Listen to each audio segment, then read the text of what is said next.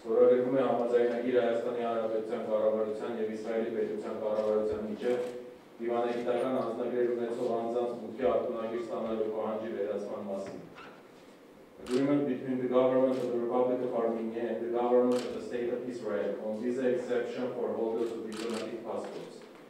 Ստորագրում են Հայաստանի արտաքին գործերի նախարար Էդվարդ Նալբանդյանը և Իսրայելի պետության տարածաշրջանային համագործակցության նախարար Ցախի Անեգդի։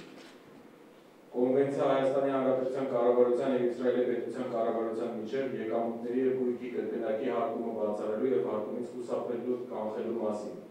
Convention between the government of the Republic of Armenia and the government of the State of Israel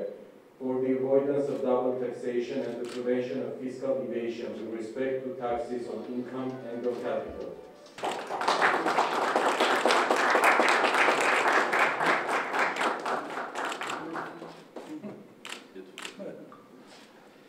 Ստորագրվում է ծրագիր Հայաստանի Հանրապետության կառավարության և Իսրայելի պետության կառավարության միջև մշակույթի, կրթության